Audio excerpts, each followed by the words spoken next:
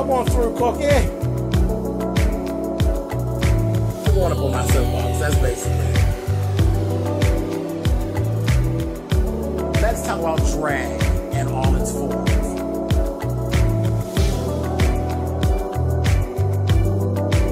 What, Cookie?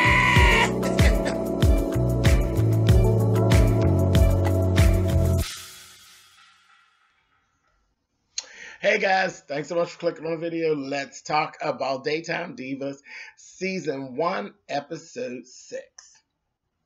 So each week, they're running through like co-hosts. This week, it was this woman named Cecile James. And Cecile actually is the author of a book called Alpha Females. And that's her whole thing. She talks about the whole importance of an alpha female and how every woman actually has it in her, and that sometimes a woman doesn't even know that she is. But she actually says that from the door, Maxine is her complete definition of an alpha female. Funny as shit is that when they were on the way to set, she said, oh girl, and I didn't read your book, honey, so I'm gonna throw it back off to you when we get out there. And meanwhile here, she done wrote about Maxine in the damn book. Mess. So I'm laughing at that whole little thing. During the course of them actually being on air, she tells Maxine, you know what? I actually have an alpha male picked out for you, and he is actually perfect for you. And I think that you should go on a date with her or with him. So, you know, of course, they all are like, Cook's like, Maxine, do it. So she's like, I'm going to do it. I'll go on one date and that's it. Well, you know, in the meantime, between time, Maxine and the doorman are an item. And he's watching this whole thing. He's watching this as it's airing on the show. And he ain't, you know, he's not feeling too odd. He's feeling some kind of way about it and everything like that. So she ends up going on the little date. And she's expecting, she told the waiter, when the waiter came, just bring me a drink menu because this is not going to be long. Well, baby, when he showed up, she gave, and he was giving her, ooh, honey. He'd been following her. Anyway, there was instant attraction. They was like, okay. So they hit it right off. So it was getting very, very touchy. Meanwhile, throughout the program, the detective that's actually getting on the story about Maxine and the ex-husband and all that, he ends up showing up and brings the information to the doorman. You know, he's like, you know, asking questions, gives the doorman his card. Doorman's trying to call Maxine. By this time, she's on a second date with old boy. And she not answering him. She really playing the game.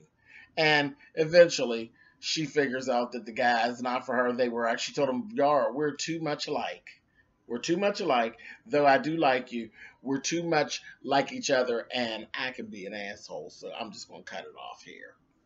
Made up with her doorman, honey, and all is well. And he told her, he said, okay, well, we got bigger problems to worry about.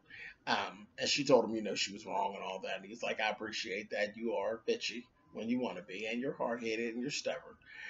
Showed her the card. And I was like, oh, shit. So there's more about that. He's actually gone. The detective has actually gone down and spoken to the guy who runs the morgue.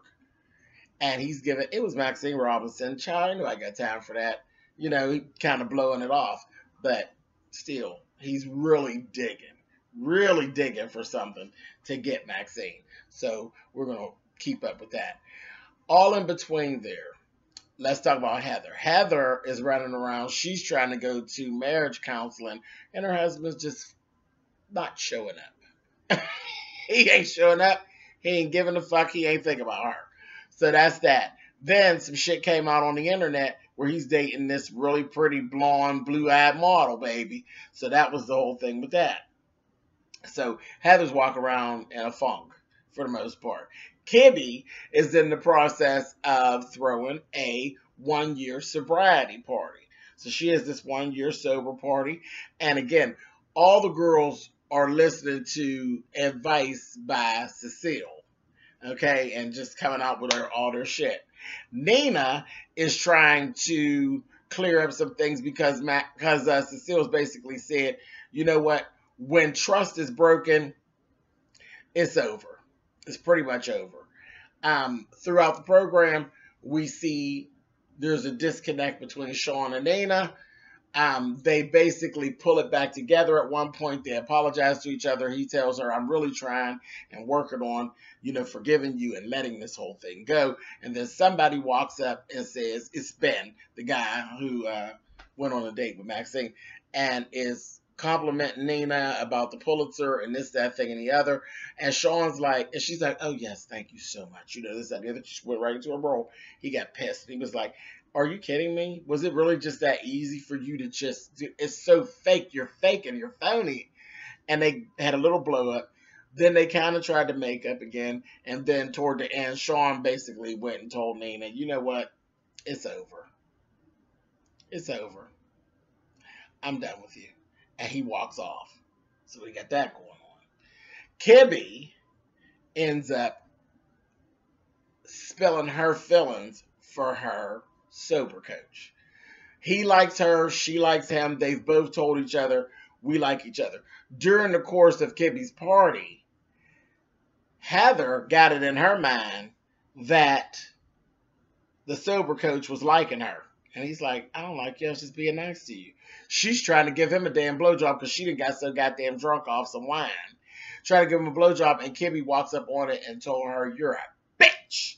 And she's like, giving her, oh, act like you've never given blowjobs. She's like, yeah, you're a whore. Like, okay. She said, well, make up your mind, Kibby. Which is it? Am I a bitch or am I a whore? She said, you're both. So I laughed at that shit.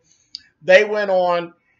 Him and Kibby end up having a conversation. He tells her, I haven't done a good job as your sober coach.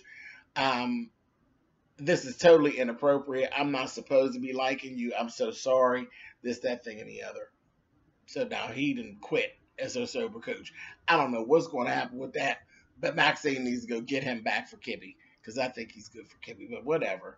So that's basically what all was going on Daytime Divas. Just too much. And the two PAs were actually invited to the party. Well, child, there was a one girl there that was a sex addict.